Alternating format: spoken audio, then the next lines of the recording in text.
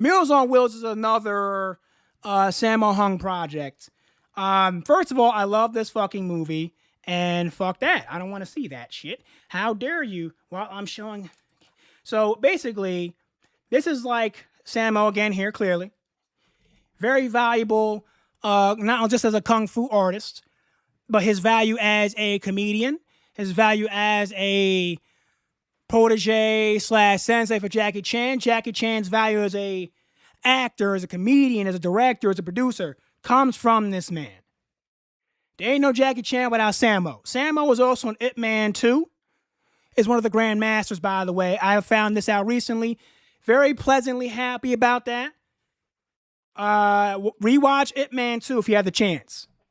So anyways, Meals on Wheels, like another Sammo Hung and Jackie Chan project. We're going to discuss that. See what the value is of not only the movie, but the structure of it. Again, Jackie and Hung do what they always do, right? They beat niggas up. They beat these bitch niggas up. That's the premise of all their movies. They beat niggas up. There ain't no other value in this shit. They just beat niggas up. And they're great martial artists. The value in this is martial arts. And we don't see this much often. Eventually, we're going to discuss like modern versions of it. I'm going to eventually discuss why McGregor should have retired years ago. Why I shouldn't see another Mike Tyson fight. Why Ronda Rousey retiring. She's the smartest woman in the industry outside of Cyborg in the MMA field. We're going to talk about, Wilder. We're going to talk about, Fear. We're going to talk about countless mixed martial artists, karateka, Wing Chun specialists, Kung Fu.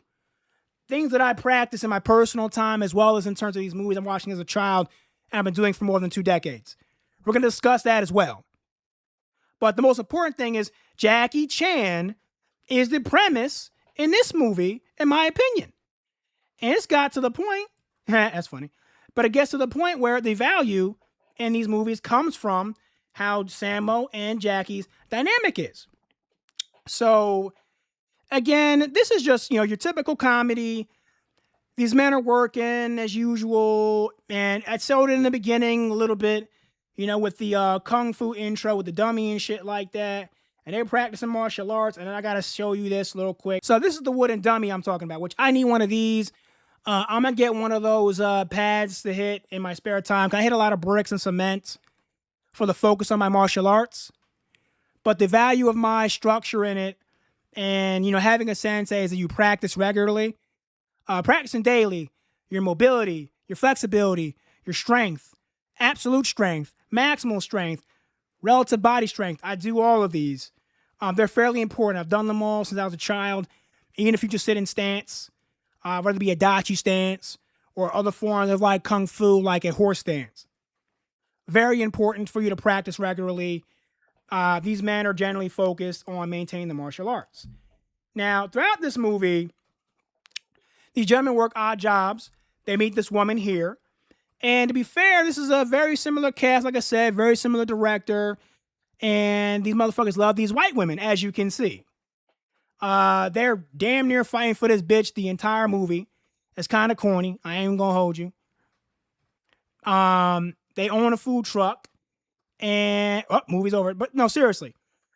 I believe it or not, I used to work in a food truck, so I know the value in it as a side business as well. Not my personal job, a side business.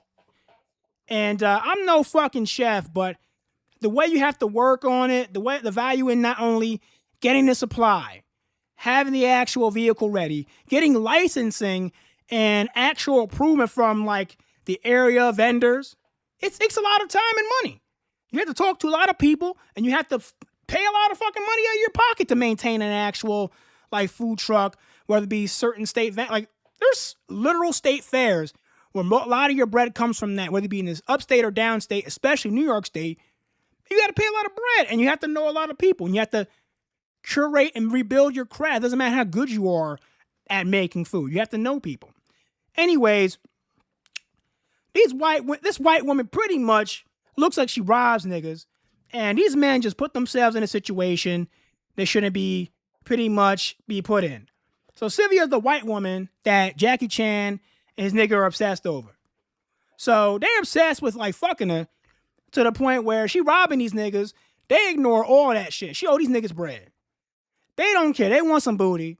So they go through all this shit just to get this white woman's cheeks. It is the funniest premise to me in a movie because I'm not fighting 30 Russian niggas, white men in general. Doesn't matter what race they technically are. I'm not going to fight every fucking white man for this bitch. I ain't even beating it. So Jackie and his friend, a.k.a. David and Thomas, again, they own their own food truck. They do stupid shit all day while making money. They mess with the police. And Sylvia gets beat by these men and gets kidnapped. So the squad basically pulls up, and that's the premise of the movie. I'm not going to go into detail. Like, as you see here, she's just trying to talk to everybody. They're trying to make sure they know what's going on. They don't understand why they keep getting pulled up by these white dudes and shit. And they keep fighting them back and forth, back and forth, back and forth. And Everybody's Kitchen's a really good name for a truck, by the way. So they're tired of it. David and Thomas are tired of that shit. But they still want some booty, so they're going to keep dealing with it. Sammo's tired of it. They're running under caves, alleyways, all over the city and shit. And basically, these men are just ready to just fight these niggas, but they keep getting jumped at the most randomest times by these men. So eventually, they say, fuck it. They'll go to the stronghold with these niggas, and I see the Lucky Star niggas in the back end, by the way, have these niggas as Lucky Star niggas and shit. So, Jackie doing backflips randomly, skateboard tricks, showing out for this hoe. We're not even going to talk about that. They fired over her and they need to get some pussy. Like, the fact that it was most of the movie kills me, but it's not a big deal. Men fight over piece of shit women all the time. I don't get it. Women that have value, you don't need to fight countless men. 1 or 2 men is fine. 50 niggas, no. 50 niggas is worthless. Sorry. I'm not fighting 50 niggas for you. Sylvia basically, like I said again, she gets kidnapped and Mr. Teapot starts cracking heads.